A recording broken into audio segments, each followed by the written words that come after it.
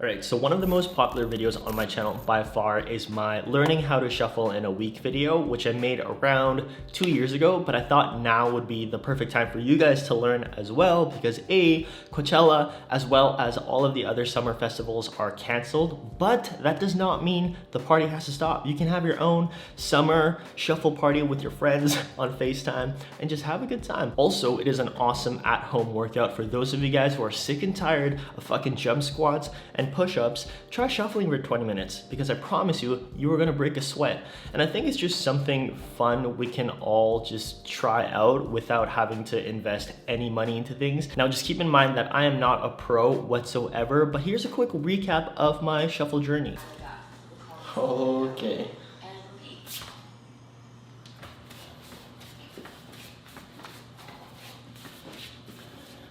So it's like a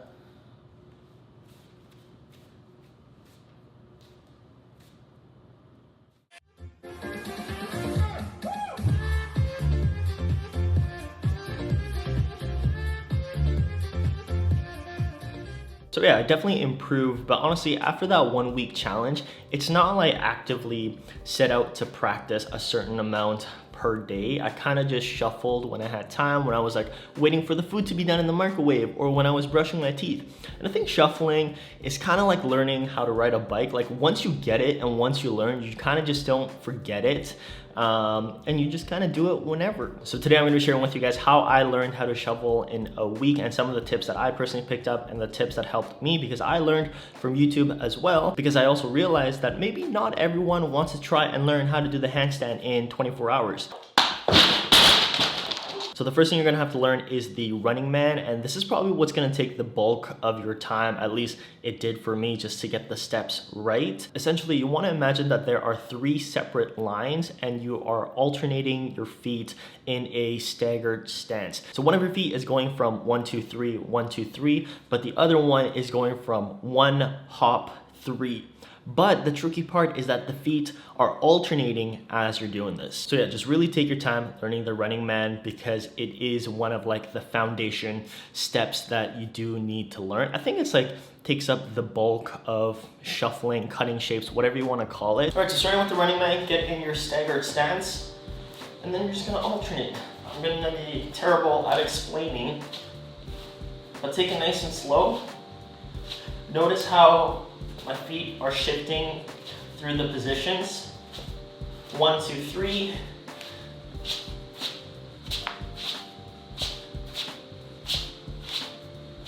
I think it's also important not to overstep because then it just gets very far and wide and it's hard to come back to center. So just take it like literally just, I don't know, a foot distance apart. Start like that.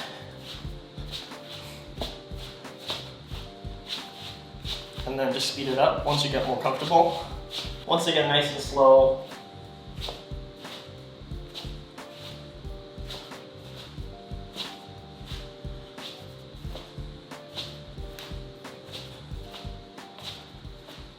One of the tips that I would also mention is that you want to keep your feet on the ground at all times. You don't want your feet to like kick out into the air, which I was doing in the beginning as I was learning. But yeah, just practice the running man and you'll get it in no time. Once you're more comfortable with the running man, we're gonna add what I'm gonna call like the half step. I think this is really important to make it look nice and flowy. Essentially, the foot that's coming up, instead of stepping it forward, you wanna step it back. And I think this is like a really good like filler movement, just in case you start kind of like losing the beat a little bit. The half step back is a lot quicker, so you can almost use that as like a little filler to make it a little bit more flowy, if that kind of makes sense. You can just practice going alternating 1 foot at a time, and yeah, once again, just keep practicing. Just send the foot back, send it together. But then your standing leg also has to pivot as well. Hopefully you guys can see that. It's shifting. And then same thing with the other side, comes up, back. Put it together. Right, left, right, left. From center, left, right, left, right. Once you get good at it, You can start like shifting directions. And then you switch directions. Once you're comfortable with the running man, the half step, now we're gonna incorporate like different directions. Let's call it like the cross half step. So instead of just stepping back, just straight back and forth, you're gonna step back across your body, and you can like do this with the running man, the half step. Once again, these are all names I kind of just made up, but you know, it just adds a little bit more flair, it just adds a little bit more variety, and I think the more you can kind of make the shuffle your own, that's when it starts to look a bit more natural. Like I can tell you all of this shit, but you don't have to follow it to the T, you know what I mean? These are just things that I picked up within that week that really kind of helped me learn the basics. So just like before when we did our regular half step, instead of stepping back straight like this, you're gonna cross back like that. When you slow it down, it kind of looks like this, okay? But you add that little half step, like that. And you put it together, normal back step. Running man. Side view. Back step, back step, back step, back step. Cross, cross, running man.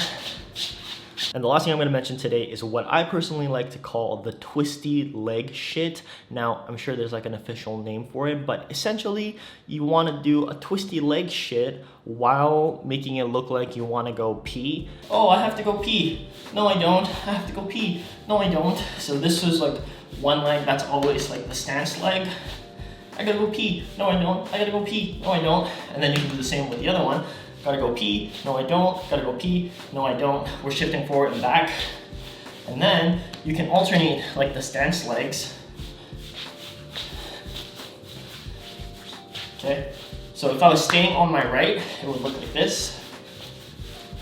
If I was staying on my left, it would look like this. And then if I was alternating, it looks like this.